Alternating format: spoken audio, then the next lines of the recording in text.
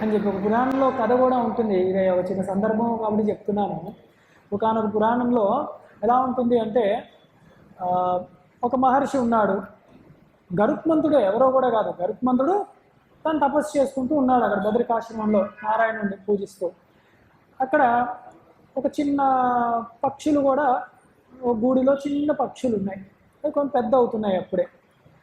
చక్కగా తపస్సు చేసి, ఎంత చక్కటి ప్రకృతి, ఎంత ప్రశాంతంగా ఉన్నది. కాస్త నాకు ఇవాళ డ్యూటీ ఆఫ్ ఇచ్చారనమాట ఆయనకి, అందుకని ఆయన కూర్చొని ఉన్నాడు. అనుకోకుండా మృత్యుదేవత అక్కడ నరనారాయణ దర్శనం చేసుకున్నాను వస్తూ ఉన్నాడు. ఈయన గుబేలంది గుండెల్లో, అయ్యో ఈయన వచ్చాడేమిటి మృత్యుదేవత. ఈయన ఒకసారి గరుత్మంతుడిని చూసి నవ్వి అలా లోపలికి వెళ్ళిపోయాడు. అయిపోయి నారాయణుడు దర్శనం చేసుకున్నాడు. ఆయన మళ్ళీ బయటకు వచ్చాడు. ఈయనకెందుకో కుతూహలం, కొంచెం ఆ ధ్యానం చెదిరిపోయింది. స్వామి స్వామి మీరు అసలు ఇక్కడికి ఎందుకు వచ్చారు, కొన్ని వచ్చేదేదో వెళ్ళొచ్చు, నన్ను చూసి ఎందుకు నవ్వారు అంటే, లేదు నాయన ఏదో నవ్వానంతే, ఏమీ లేదు, నిన్ను చూసే నీ గురించి కాదులే, కంగారేం పడకు అని. మరి ఇక్కడ ఏదో చేయడానికి వచ్చాడు ఈయన, లేకపోతే మామూలుగా రాడు కదా అని చూశాడు. అయ్యో ఒక పక్షి పిల్లలు ఉన్నాయి, కొంప తీసి అంటే పక్షులు కొంచెం పెద్ద అవుతున్నాయి, దాని మీద అయినా దృష్టి పడిందా అని మనసులో ఉన్న చెప్పేశాడు.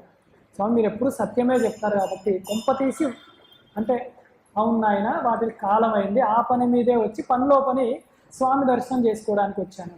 అయ్యయ్యో ఇప్పుడు ఈ పక్షులు నా జాతికి చెందినవి, వీటిని కాపాడాలి అని ఈయన అనుకున్నాడు. సరే అంతర్ధానం అయిపోయాడు యముడు.